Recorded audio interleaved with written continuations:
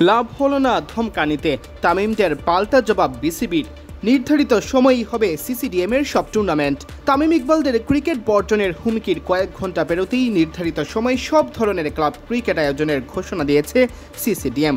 Cricket committee of Dhaka metropolis Bangladesh cricket বোর্ডের media বিভাগের পাঠানো এক বিবৃতিতে খেলোয়াড়দের স্বার্থ আর মঙ্গলের বিষয়ে প্রাধান্য দেওয়ার কথা জানিয়েছে। বিসিবি নির্বাচন বয়কট করা বিসিবির কাউন্সিলররা ক্রিকেট বর্জনের ঘোষণা দেন।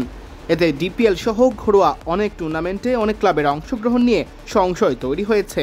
তবে বড় ক্লাবগুলো অংশ না নিলেও ক্লাব ক্রিকেট নির্ধারিত সময়ে করার পথে হাঁটছেন আয়োজকরা। ঢাকা প্রিমিয়ার লিগকে বলা হয় দেশের ক্রিকেটারদের রুটি-রুজি। ক্লাব ক্রিকেটের পথ মারিয়েই উঠে আসেন জাতীয় দলের ভবিষ্যৎ ক্রিকেটাররা।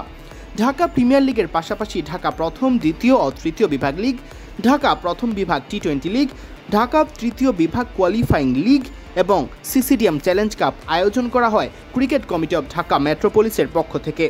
সিসিডিএম স্পষ্টভাবে জানিয়েছে তারা ক্রিকেটারদের স্বার্থকেই প্রাধান্য দেবে, তাই কোনো ক্লাব ক্রিকেট বর্জন করলেও এসব টুর্নামেন্ট যথাসময়ে মাঠে গড়াবে। তামিম ইকবাল, রফিকুল ইসলাম বাবু, মাসুদুজ্জামান সহ শীর্ষস্থানীয় ক্লাব কর্তারা 8 অক্টোবর সংবাদ সম্মেলন করে ক্রিকেট বর্জনের ঘোষণা দেন। এ সময় মোহামেডানের মাসুদুজ্জামান বলেন, আমরা জেলা পর্যায়ে থেকেও ক্রিকেটটাকে বর্জন করব এবং যে কোনোভাবেই আমরা ঐক্যবদ্ধ থাকব।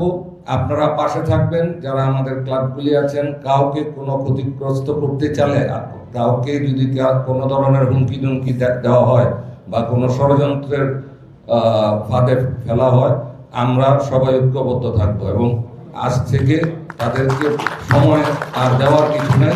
আমরা আসলে ক্রিকেটটা আপাতত বন্ধ থাকবে। ঝামেলার শুরু বিসিবি নির্বাচন থেকে। 15টি ক্লাবকে কাউন্সিলরশিপ না দেওয়ায় ক্লাব ক্রিকেটের একটি পক্ষ নির্বাচন বয়কট করে।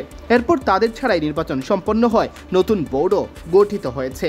বিদ্রোহের মুখে বিসিবি নির্বাচন সম্পন্ন হয়ে যাওয়ায় সমাধানের জন্য ক্লাবগুলোর সাথে এখন আলোচনার সুযোগ নেই বলেও জানান বর্জনের ডাক দেওয়া ক্লাব কর্তারা। দেখেন, আলোচনার তো কিছু নাই, নির্বাচনটাই তো আমরা মানছি না, নির্বাচনটাই বর্জন করছি এবং নির্বাচনের ব্যাপারে আমরা অনেকবার বলছি এই নির্বাচনটা হইতে না দেওয়া হোক, কিন্তু কেউ এই কথাটা কেউ শোনেনি।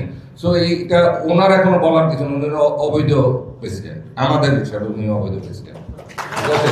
এবং উনি একজন মানুষ, উনি আমাদেরকে বিদ্রোহী আখ্যা দেন। এটা তো একজন প্রেসিডেন্ট, সাবেক প্রেসিডেন্ট এটা বলতে পারেন না।